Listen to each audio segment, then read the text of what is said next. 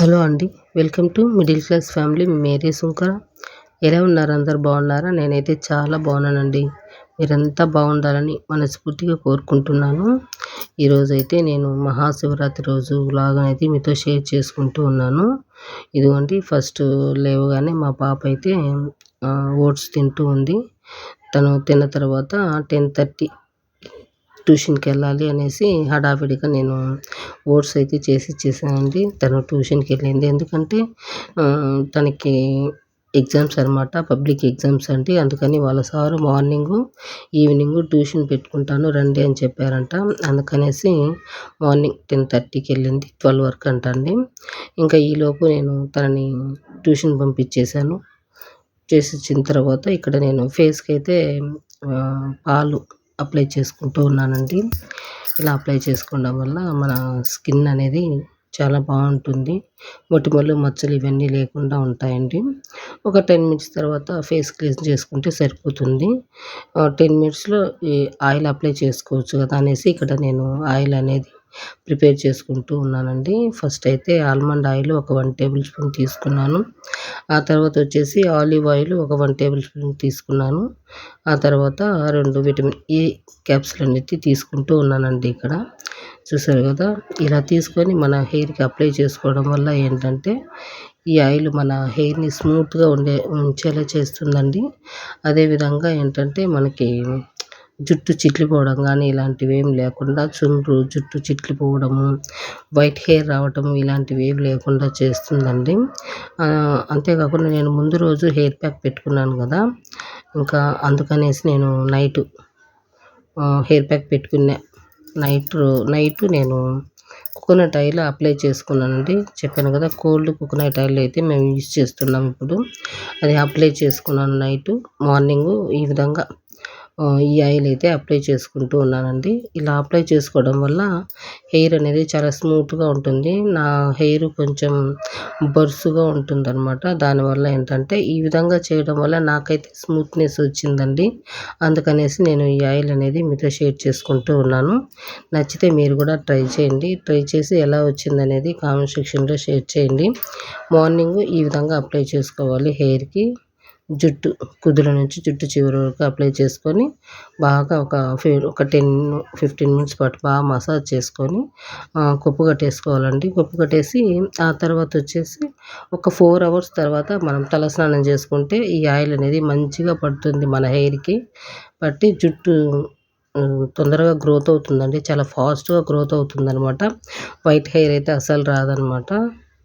చిట్లడం కానీ, పొడిబారడం కానీ, చుండ్రు కానీ, డ్రై హెయిర్ ఏ సమస్యలు ఉండవండి. ఈ ఒక 3 ఆయిల్స్ ఉంటే చాలు, మన హెయిర్ అయితే ఆరోగ్యంగా ఉంటుంది. ఇంకా ఆ తర్వాత వచ్చేసి నేను అప్లై చేసుకున్నాను. ఆ తర్వాత ఇంకా మా ఆయన అయితే స్నానం చేసుకొని రెడీ అయ్యారండి. ఇంకా 12 అయిపోయింది. మా పాపని తీసుకొని రావడానికి అనేసి నేను వెళ్తున్నాను అనేసి అన్నారు. మార్నింగ్ అయితే ఇంకా టిఫిన్ ఏం చేయలేదండి నేను, ఎందుకంటే లేట్గా లేచాను. 8:30కి లేచారనమాట. ఇంకా లేచినాను. ఆ తర్వాత వచ్చేసి ఇంకా ఇట్లా హడావిడిగా ఆ పని ఈ పని సరిపోయిందండి. ఇంకా అందుకనేసి ఇక్కడ మా ఆయనకి మా పాప సగం మిగిలిచ్చేసి వెళ్ళిందండి. దాంట్లో నేను కొంచెం పాలు వేడి చేసేసి ఇచ్చేసాను మా ఆయనకి. పంచదార ఎక్కువైందనేసి మా పాప వదిలేసిందండి. ఇంకా అందుకని నేను కొంచెం పాలు వేస్తే సరిపోతాయి అనేసి పాలు వేసి మా ఆయనకైతే ఇచ్చేసాను. మా ఆయన తినేసి మా పాప కోసం వెళ్ళారండి. ఈలోపు ఇక్కడ నేను ఫేస్ అయితే పాలు మసాజ్ చేసుకున్నాను కదా, 10 మినిట్స్ తర్వాత క్లీన్ చేసుకొని ఆ తర్వాత వచ్చేసి ఇక్కడ ఫేస్ ప్యాక్ అనేది అప్లై చేసుకుంటూ ఉన్నానండి ఫేస్కి. ఇది పసుపు ఫేస్ ప్యాక్ అండి. ఇంకా గుడికి వెళ్తున్నాం కదా, ఫేస్ కొంచెం గ్లోగా ఉంటే బాగుంటుంది. అందులో ఎండకి వెళ్తున్నాం కదా, అందుకనేసి నేను ఇక్కడ ఈ పసుపు ఫేస్ ప్యాక్ అనేది అప్లై చేసుకుంటూ ఉన్నానండి. ఇందులో నేను కొంచెం అలోవెరా కూడా యాడ్ చేశాను. అలోవెరా, పాలు, పసుపు, ఇంకా వచ్చేసి హనీ వేసుకున్నానండి. వేసుకొని ఫేస్కి మెడకి అప్లై చేసుకుంటూ ఉన్నాను. ఇది ఒక 20 మినిట్స్ అలా మనకు డ్రై అయిన తర్వాత ఫేస్ క్లీన్ చేసుకుంటే సరిపోతుంది. ఇంతేనండి, ఫేస్ అయితే చాలా గ్లోగా ఉంటుంది. ఇది మనం రోజు చేసుకున్నా కూడా ఎటువంటి ఎఫెక్ట్ అయితే ఏమీ ఉండదు. చాలా బాగుంటుంది ఫేస్ అయితే. నచ్చితే ట్రై చేయండి. ఇది అప్లై చేసుకోవడం వల్ల చాలా మందికి అపోహ ఉంటుంది కదండి. పసుపు అప్లై చేసుకుంటే ఫేసు ఎక్కడ ముదురు ఫేస్ అయిపోతుందో అని. అలాంటిది ఏమీ లేదండి. ఫేస్ అయితే చాలా గ్లోగా ఉంటుంది. మనకి మొటిమలు అయితే రాకుండా చేస్తుందండి. మనకి వైట్గా వస్తూ ఉంటాయి కదా, అలాంటివి కూడా రాకుండా చాలా బాగా పనిచేస్తుందండి. ఫేస్ అయితే చాలా గ్లోగా ఉంటుంది. మొటిమలు మచ్చలు ఇవి రాకుండా చేస్తుందండి. ఫేస్ అయితే చాలా గ్లోగా ఉంటుంది. నచ్చితే ట్రై చేయండి. ఇంకా ఇక్కడైతే ఓవరాల్గా నేనైతే ఫేస్ క్లీన్ చేసుకున్నాను. ఆ తర్వాత ఇప్పుడు మధ్యాహ్నం అండి, మేము గుడికి అయితే వెళ్తున్నాము. చూసారు కదా, ఇలా రెడీ అయ్యానండి నేనైతే. చీర ఎలా ఉంది ఏంటనేది కామెంట్ సెక్షన్లో షేర్ చేయండి. మా పాప ఇంకా ట్యూషన్కి వెళ్ళేసి వచ్చేసిందండి.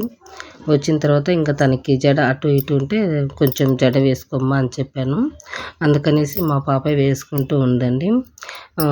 నాకై నేను వేసుకుంటాను కానీ అలా మా పాపకు వేయడం రాదండి. అందుకని తనే వేసుకుంటుందన్నమాట. 2 జడలు అయితే వేస్తాను నేను మా పాపకి. మామూలుగా అయితే ఒక్క జడ తను వేసుకున్నట్లయితే నేను వేయలేనండి. అంటే మోడల్ జడలు నాకు రావండి. అందుకనేసి తనే వేసుకుంటుంది. ఒక్క జడ అయితే చూసారు కదా, తనైతే ఇంకా రెడీ అయిపోయి ఆ తర్వాత ఇక్కడ గుడికి అయితే వచ్చేసామండి. ముందు రోజు ఇంకా ఇక్కడ గుడిలో తెలిసిన వాళ్ళండి, అంటే వాళ్ళు కమిటీ మెంబర్స్ అంట. వాళ్ళైతే ఇన్వైట్ చేశారు మా ఆయన్ని. అందుకనేసి మేమైతే ఇంకా 2 గంటలకు వచ్చేసామండి. ఇంకా ఇక్కడ క్యూ కూడా ఉంది. క్యూలో ఎందుకులే అనేసి ఇంకా మా ఆయన అయితే ఎదురు చూస్తూ ఉన్నారు. ఆయన కోసం అయితే ఆయన మమ్మల్ని దగ్గరుండి దర్శనానికి అయితే తీసుకెళ్లారండి. మంచిగా చూసుకున్నారు ఇక్కడ. ఇంకా ఆ తర్వాత మేమైతే దేవుణ్ణి దర్శనం చేసుకొని ఆ తర్వాత ఇక్కడ భోజనాలు అయితే చేసామండి. చాలామంది వచ్చారు గుడికి. ఇంకా వస్తూనే ఉంటారు కదా, ఇంకా సాయంత్రం వరకు కూడాను. చూసారండి, అన్నదానాలంతా చేస్తూ ఉన్నారు ఇక్కడ. అందరూ తినేసి వెళ్తూ ఉన్నారు. 2 గంటలైనా 12:30కి స్టార్ట్ చేశారంట. 2 గంటల దాకా అంటే ఇంకా తింటూ ఉన్నారు కదా. 2:30 పైన కూడా. మేమైతే 2 గంటలకు వచ్చి 2:30 అయిపోయిందండి. ఇంకా ఆ తర్వాత ఇక్కడ నేను శివలింగాలు ఉంటే చెట్టు దగ్గర అక్కడ నేను చుట్టూ ప్రదర్శనలు అయితే చేశానండి. ఒక 5 టైమ్స్ అనమాట. ఇక్కడ 3 కానీ 5 కానీ 7 అట్లా ప్రదర్శనలు చేస్తే చాలా మంచిది. అంటే ఆ సంఖ్యలో చేసుకోవచ్చంట. అందుకనేసి నేను ఇక్కడైతే 5 సార్లు చుట్టూ తిరిగేసి దండం పెట్టుకొని వచ్చేసానండి. మా పాపను కూడా నాతో పాటు ప్రదర్శన చేయమంటే తను ఎండకు రావటం వల్ల తను తట్టుకోలేకపోయిందండి. ఇంకా మా ఆయన కూడా చెప్తూ ఉన్నారు ఇక్కడ మా పాపకి ప్రదర్శన చేయి నాన్న అనేసి. తనేంటో ఇంకా నా వల్ల కాదు నాన్న అనేసి తను వచ్చి ఇంకా కూర్చునేసిందనమాట. ఇంకా ఆ తర్వాత అయితే మేము ఇంకా ప్రదర్శన చేసుకొని ఇంటికైతే వచ్చేసామండి. ఇంకా వచ్చిన తర్వాత మా ఆయన గోల్డ్ కొందాము రెడీగా ఉండు అని చెప్పారు. మా పాప కూడా ఇంకా అమ్మ ట్యూషన్కి వెళ్ళేసి వచ్చిన వెంటనే నేనైతే తినేసి పడుకుంటాను అని చెప్పింది. హలో అండి, ఎలా ఉన్నారు? అందరు బాగున్నారా? నేనైతే చాలా బాగున్నానండి. మీరంతా బాగున్నారని మనస్ఫూర్తిగా కోరుకుంటున్నాను. ఇంకా ఈరోజు మార్నింగ్ నుంచి చూస్తారు కదండి, నేనైతే టిఫిన్ ఏం చేయలేదు, మధ్యాహ్నం భోజనం ఏం చేయలేదు.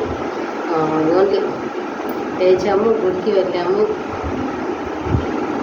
వాషింగ్ మిషన్లో బట్టలు వేసాను. యాజ్ యూజువల్ రోజు ఎలా చేసుకుంటానో అలాగేనండి. కొంచెం సామాన్లు అయితే క్లీన్ చేశాను అంతే.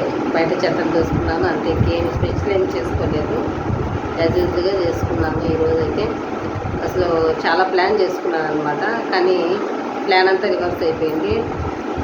నైట్ ఆలోచిస్తూనే ఉండిపోయానండి. ఎందుకంటే ఎందుకు ఇలా ఈ పండగ ఇలా చేసుకోవాల్సి వచ్చిందంటే, నేను మా ఇంటికి వెళ్ళేసి వస్తూ దారిలో మా ఇంటి వాళ్ళకి రెంట్ ఇచ్చేదానికి వెళ్ళానండి. వెళ్ళినప్పుడు సడన్గా ఖాళీ చేయండి, వేరే ఇల్లు చూసుకోండి అమ్మా అనేసి అన్నారు. సడన్గా ఎందుకు అసలు వెంటనే ఈ విధంగా ఎందుకు అలా చెప్పారనేసి కొంచెం సడన్గా అనిపించేసింది. వాళ్ళ ఇల్లు వాళ్ళ ఇష్టం అంటే మనం ఏం చేయలేం కదా. సరే అనేసి అనుకున్నాను. 2 ఇళ్ళు ఉన్నాయి మాకు మైండ్లో అయితే. ఎప్పటి నుంచో అనుకుంటున్నాం లేండి మేము ఇల్లు ఖాళీ చేయాలి అని. కాకపోతే వాళ్ళకి చెప్పలేదు. కానీ మనకు దొరకాలి కదా ఇల్లు. ఖాళీ చేయాలి అనే ఆలోచన అయితే ఉంటే సరిపోదు కదా. మనకి ఇల్లు కూడా మనము రెడీగా పెట్టుకొని ఆ తర్వాత వాళ్ళకు చెప్పాలి ఖాళీ చేస్తున్నాము అని. అంతే కదండి. ఇంకా నైట్ అంతా ఆలోచిస్తూనే ఉండిపోయాము.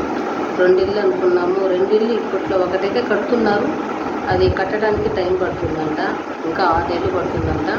వీళ్ళకేమో 2 నెలల్లో మేము ఇల్లు ఇచ్చేసేయాలి. కొత్తిల్లు కదా అనేసి సంతోషపడ్డాను. ఇంకా 6 నెలలు పడుతుందంట అండి. తెలిసిన వాళ్ళు కడుతున్నారు కొత్తిల్లు అయితే. ఇంకా తర్వాత వేరే ఇల్లు అనమాట. వేరే వాళ్ళు ఖాళీ చేస్తాము అని చెప్పారు. కానీ వాళ్ళు కూడా ఖాళీ చేస్తారో లేదో తెలియదు అనమాట. కానీ 2 ఇళ్ళు బాగా ఎక్సలెంట్గా ఉన్నాయండి. Double bedroom. ఒకటేమో కొత్తగా కడుతున్నారు, ఒకటేమో నీట్గా పెట్టుకోండి ఇల్లు. ఇల్లు కూడా చాలా నీట్గా ఉందన్నమాట. ఇంకా ఈ ఇల్లు చూడాలి ఖాళీ చేస్తారో లేదో అది మాత్రం కొంచెం డౌట్గా ఉంది. చేస్తే మాత్రం మేము ఆ ఇంటికే వెళ్ళిపోతాము. ఫోన్ చేసినప్పుడు తెలియదు సార్ ఇంకా అనేసి చెప్పారు మేడం అయితే. అప్పటి నుంచి ఆలోచన అయిపోయింది. నిద్ర కూడా పట్టలేదు నైట్ అయితే నాకు.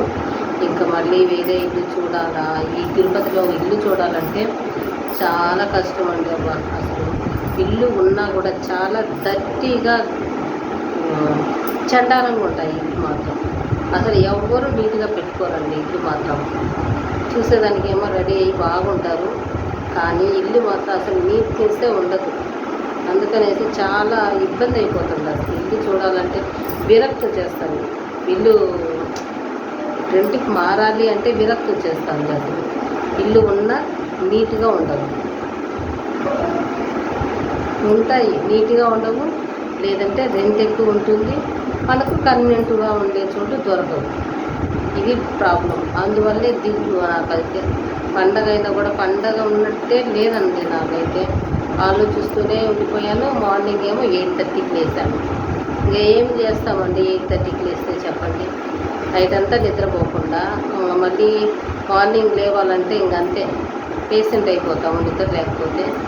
సరేలే ఏది జరిగితే అది మంచిదే అనుకొని ఇంకా గమ్మున యాజ్ యూజువల్గా నా పనులు అయితే నేను చేసేసుకున్నాను అనమాట. మార్నింగ్ మా పాప ఏమో ట్యూషన్కి వెళ్ళింది. దానికోసం ఓట్స్ చేశాను, అవి కూడా మిగలు పెట్టేసింది. ఇంకా మా ఆయనకేమో వేడిగా పాలు కాచి అందులోనే వేసి ఇచ్చేస్తాను. మా బాబు ఏమో పెరుగన్నం తినేశారు. ఇంకా నేనేమో ఇంకా అలాగే ఉపవాసం ఉండిపోయాను. ఉండాలి అనుకున్నాను, ఉన్నానంటే ఇంకా తర్వాత గుడికి వెళ్ళి అక్కడ తిందాంలే ప్రసాదం, మనకి కొంచెం బాగుంటుంది, మనశ్శాంతిగా ఉంటుంది అనేసి గుడికి అయితే వెళ్ళాను. ఇంకా వచ్చినామండి. ఇంకా ఈరోజు అయితే ఇంకా ఏకాదశి కదా, ఫ్రైడే. ఇంకా గోల్డ్ కొంటే చాలా మంచిదండి. మేము ఆల్రెడీ స్కీమ్ అయితే కడుతున్నాం మేము అక్కడ గోల్డ్లో. ఆ స్కీమ్కి తగ్గట్టుగా అమౌంట్కి తగ్గట్టుగా గోల్డ్ అయితే తేవాలి అనుకుంటున్నాము. ఈలోపు ఏంటంటే ఇంకా మా పిల్లలు మా ఆయనేమో ఇన్స్టిట్యూట్కి వెళ్ళారండి. మా పిల్లల్ని ట్యూషన్లో వదిలేసి మా ఆయన ఇన్స్టిట్యూట్కి వెళ్ళారు. 8కల్లా ఇంటికి వచ్చేస్తారనమాట. ఇంకా అప్పుడు గోల్డ్కి అయితే వెళ్తాను, మీతో షేర్ చేసుకుంటాను గోల్డ్ ఎంత రేటు ఉంది ఏంటి అనేది కూడా. ఇప్పుడు చాలా వరకు పెరిగిందంటండి. మేము ఇంతకుముందు కడియానికి వెళ్ళాము గోల్డ్ కొనాలనేసి. అప్పుడేమో 5,700 ఉండిందండి. 5,700 ఒక చోట ఉండింది, 5,600 ఒక చోట ఉంది. ఇప్పుడు ఎంత ఉందో చెప్తాను మీకు. గోల్డ్ అయితే ఇంకా మేము వెళ్ళలేదు కదా, వెళ్ళిన తర్వాత అయితే చెప్తానండి నేనేం తీసుకుంటున్నాను ఏంటి అనేది కూడా మీతో షేర్ చేసుకుంటాను. ఇప్పుడు ఇంకా మా పిల్లలు వచ్చేసరికి నేను వంట అయితే చేసేయాలి. ఇంకొద్దిగా సామాన్ ఉంది, సామాన్ అయితే క్లీన్ చేసుకొని మళ్ళీ మీతో కలుసుకుంటానండి. వీడియో అయితే స్కిప్ చేయకుండా చూడండి, ఓకేనా. ఇంకా మార్నింగ్ అంతా నేనేం చేయలేదు కదండి. ఇంకా ఈవినింగ్ అయినా రుచిగా చేసి పెడదాం అనేసి ఇక్కడ చపాతీ టమాటా కుర్మా అనేది తయారు చేస్తూ ఉన్నాను మా పిల్లల కోసము. ఫస్ట్ అయితే బాండీ తీసుకున్నానండి. స్టవ్ పైన బాండీ పెట్టేసి ఒక 3 స్పూన్స్ ఆయిల్ అయితే యాడ్ చేసుకున్నాను. ఆ తర్వాత వచ్చేసి ఒక 2 పచ్చిమిర్చి, ఒక ఆనియన్ సన్నగా కట్ చేసుకొని వేసుకున్నానండి. ఇది చాలా టేస్టీగా ఉంటుంది, మీరు ట్రై చేయండి ఒకసారి.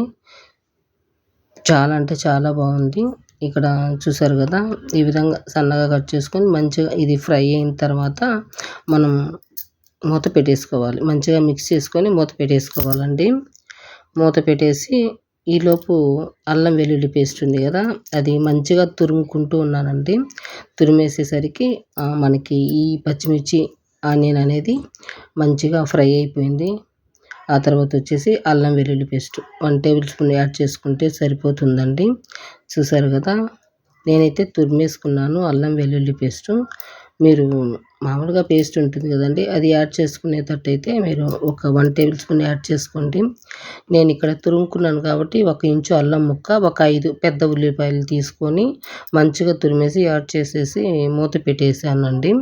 ఇంకా ఈలోపు అయితే ఇంకా టమోటాలు, మనకి టమోటా కుర్మా కదా, ఇక్కడ నేను 1/4 కిలో టమోటాలు అయితే తీసుకున్నానండి. తీసుకొని ఇవి మంచిగా కట్ చేసుకోవాలన్నమాట. కొంచెం పెద్ద ముక్కలుగా కట్ చేసుకుంటే సరిపోతుందండి. చూసారు కదా, 1 మినిట్ తర్వాత మనకు అల్లం వెల్లుల్లి పేస్ట్ మంచిగా ఉడికిపోతుంది. 1 మినిట్‌కి మూత పెట్టేసామంటే ఈలోపు టమోటాలు కట్ చేసి అందులో యాడ్ చేసుకోవాలండి. చూసారు కదా, ఈ విధంగా యాడ్ చేసుకొని కొంచెం పసుపు, ఉప్పు వేసుకొని మూత పెట్టేసామంటే ఈ కొంచెం మగ్గిపోతాయి. అంటే కొంచెం ఉడుకుతాయండి. మరి ఎక్కువగా పేస్ట్ లాగా అవ్వాల్సిన అవసరం అయితే ఏం లేదండి. ఇట్లా పెద్ద ముక్కలుగా మీరు కట్ చేసి వేసుకోండి. ఇంకా ఒక టమోటాని 4 ముక్కలు చేసినా కూడా సరిపోతుంది. మీరు ఎక్కువ మంది ఉంటే కూడా 1/2 కేజీ వరకు తీసుకోండి. ఇంకా మేమేంటంటే నలుగురమే కాబట్టి నేను నలుగురికి సరిపడమైన ఇక్కడ కుర్మా అయితే తయారు చేస్తూ ఉన్నాను. చూసారు కదా, ఆ విధంగా పసుపు, సాల్ట్ అంటే 1/2 స్పూన్ పసుపు, సాల్ట్ ఒక 1 స్పూన్ యాడ్ చేసుకొని మూత పెట్టేసానండి.